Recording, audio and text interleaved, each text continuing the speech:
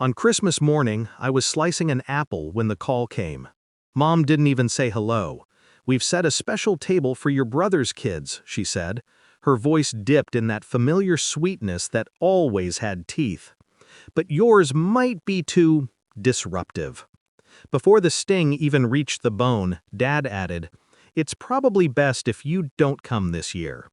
I didn't argue, didn't breathe wrong, just said, "Understood," and hung up. Silence. The kind that settles on your shoulders and waits.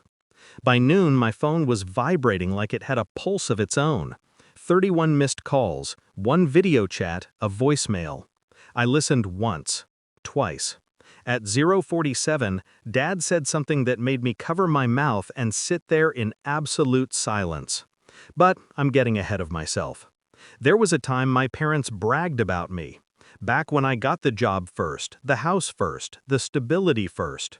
"Always responsible," Dad would say. "Dependable," Mom would echo. Then my brother had kids. Mine were older, louder, sharper. His were small, cherubic, conveniently photogenic. Parents love what the world loves. And slowly, my children became the ones who test boundaries. Code for, they tell the truth we avoid. I didn't notice the shift at first. Small things. A missed birthday call. A snide comment about modern parenting. A forgotten invitation.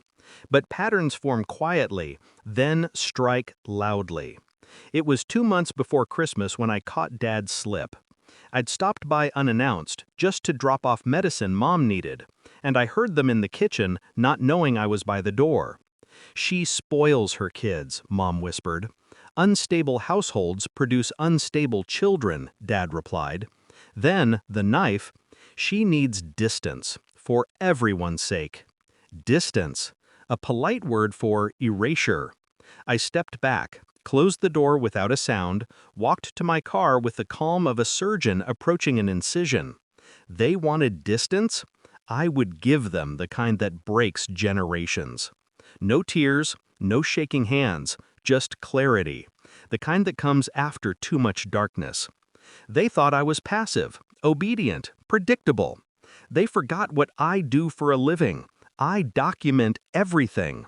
Their words, their negligence, the way they favored one set of grandchildren while dismissing the other. I started gathering. Not vengeance, evidence. School notes where my kids mentioned feeling unwanted. Family chat screenshots where Mom accidentally excluded me. Recordings from calls where Dad compared my children to wild animals. Not for court, not for punishment, for exposure. Because some betrayals require no judge, just truth illuminated. On December 23rd, I created a shared cloud folder titled, "In Case Anyone Forgets." Inside, I placed 18 audio clips, 12 screenshots, and 3 short videos, each file labeled with a date, a context, a quiet truth. Then I added every family member's email, even the cousins we hadn't seen in years. I didn't press send, not yet. You wait for the perfect moment. The moment they believe everything is normal. Christmas morning, 9:14 a.m. 1 minute after they told me not to come. I hit send. No caption, no explanation. Just silence. The same silence they left me with. Their reactions came in waves. By noon, my phone was a trapped animal, ringing, vibrating, pleading. 31 missed calls, a video chat, and a voicemail from Dad. I sat on the couch, pressed play. He sounded breathless, panicked, like a man realizing the match he struck had lit the whole house. "We didn't mean it like that," he stammered. "You took it out of context. Come here, please, let's fix this." Then, at 0:47, the line that made the world still. "People are seeing it. Your brother is furious. Your mother is crying. You weren't supposed to do this to us? To us. Not to the kids, not to the family, to them." That was the moment I covered my mouth. Not in guilt, in recognition. They were never worried about the pain they caused, only the image they lost. I called back once. Dad answered immediately, voice cracking. "We're sorry." "No," I said. Calm, measured. You're exposed. Silence. You wanted distance, I continued. I've given you exactly that. The truth between us now is wide. It's permanent. Mom tried to interject, sobbing something unintelligible. I ended the call.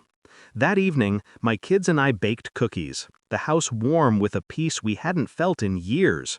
Family isn't who you inherit, it's who you protect. Revenge wasn't the folder, wasn't the exposure, wasn't their humiliation. It was reclaiming the narrative for my children, for myself.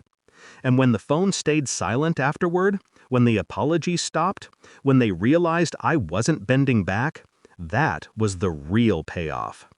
Some doors you close gently, others you lock forever.